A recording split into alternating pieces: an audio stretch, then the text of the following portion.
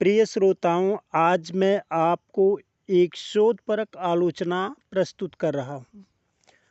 अंधभक्ति आलोचनात्मक क्षमताओं को मार देती है।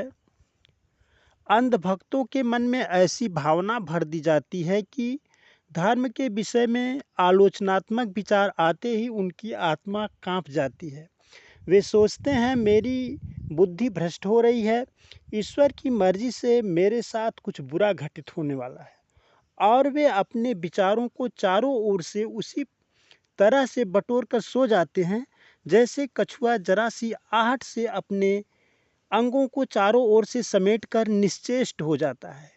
लेकिन जो उस तरह की अंधभक्ति से अलग होते हैं, उनके लिए अंधभक्त और अंधभक्ति हास्यास्पद होती है।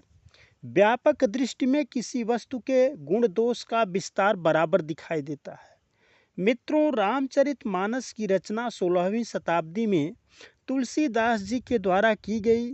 तभी से आज तक हर घर मानस का प्रचार प्रसार रहा है। कई पीढ़ियां बीती, कितने लोगों ने रामायण पढ़ी और सुनी, लेकिन यह बात मैं आपको आज बता रहा हूँ 2024 में। रामचरितमानस में कुछ ही महीनों में हजारों वर्ष की घटनाएं बीत गई। यह कैसे संभव हो गया? जैसे कोई कहे कि आज सुबह मैं अयोध्या से चला और आज शाम को विश्वनाथ काशी पहुंच गया। इसी बीच मेरा भाई चला, मेरे साथ ही चला और 3 दिन तक रोडवेज पर सोया, 4 दिन तक जीप से यात्रा किया, 7 दिन तक पैदल यात्रा किया और मेरे साथ ही शाम को वह भी काशी पहुंच गया। तो एक ही दिन में कैसे इतने दिनों की बातें बीत जाएंगी? प्रसंग है सीता अपहरण के बाद सीता को खोजते हुए राम लक्ष्मण के मार्ग में शिव पार्वती का मिलन। यह वनवास के 14वें वर्ष के आखिरी कुछ महीनों की बात है। 14वें वर्ष के कुछ ही महीने शेष रहते हैं, तभी सीता का अपहरण हो जाता है। 14 वर्ष बीतते बीतते रावण को मारकर अयोध्या वापसी हो जाती है। इसी घटना प्रसंग में सीता की खोज करते हुए रास्ते में राम लक्ष्मण का मिलन भगवान शंकर और पार्वती से होता है। शिव राम को प्रणाम करते हैं। पार्वती को आश्चर्य होता है, जगत में तो सबसे बड़ा शिव को माना जाता है। ये कौन है जिन्हें शिव स्वयं प्रणाम करते हैं? शिव ने पार्वती का भ्रम दूर करने के लिए राम का परिचय कराया। पार्वती को बोध नहीं हुआ। वह सीता का रूप धारण कर राम की परीक्षा लेने के लिए मार्ग में खड़ी हो गई। राम ने उन्हें पहचान लिया। भगवान शंकर सीता को माता के समान मानते थे। उन्होंने सीता वेशधारी पार्वती को त्याग देने का संकल्प कर लिया। शिव संकल्प किन्हि मन माही, यही तन सती भेटी अब नाही। शिव संकल्प किन्हि मन माही, यही तन सती भेटी अब नाही। परित्यक्ता पार्वती शोकाग्नि से पीड़ित रहने लगी। इसी बीच उनके पीहर में राजा दक्ष के यहाँ, जो उनके पिता थे, यज्ञ का आयोजन था। पार्वती मन बहलाव की इच्छा से बिना निमंत्रण के ही शिव के बार बार मना करने पर कि बिनु बोले जो जाहु भवानी, रहै नशील स्नेह न कानी। बिनु बोले जो जाहु भवानी, रहै नशील स्नेह न कानी। मना करने पर भी मायके चली गई। मायके में पिता, माता व बहनों के अपमान से क्षुब्ध होकर हवन कुंड में सती हो गई।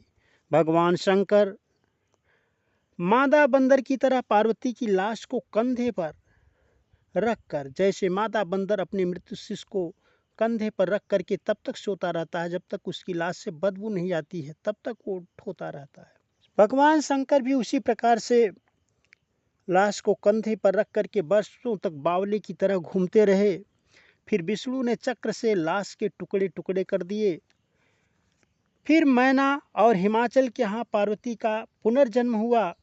12 से 14 वर्ष के बाद विवाह के योग्य हुई।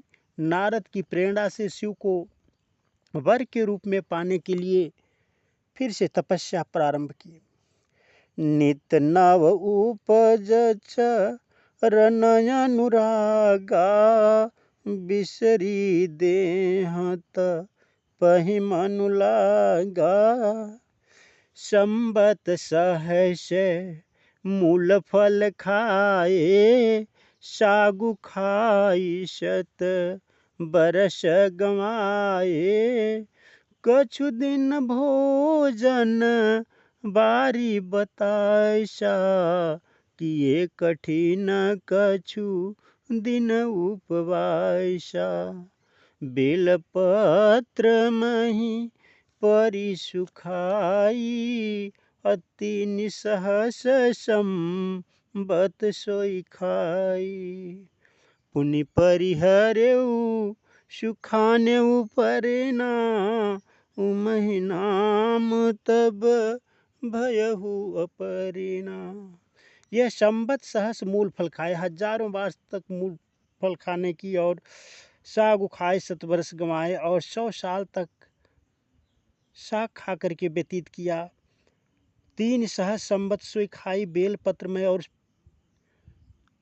जमीन पर पड़ी हुई सूखी बेल की पत्तियों को खा करके 3000 वर्ष बिताए। इस तरह से 3000 वर्ष, 1000 वर्ष और 100 वर्ष, लगभग 4100 वर्ष, और बीच के कुछ वर्षों की गिनती नहीं, और जन्म के विवाह योग्य होने के समय के वर्षों की गिनती। पार्वती के जीवन की यह सब घटना, जिसमें हजारों वर्ष लगते हैं, सीता के चंद महीनों के अपहरण और लंका युद्ध के समय तक ही बीत जाती है, क्योंकि तुलसी बाबा लंका युद्ध के विषय में शिव और पार्वती का संवाद करा देते हैं। उमा राम की भ्रिकुटी बिलासा, होई विश्व पुन पावई नासा।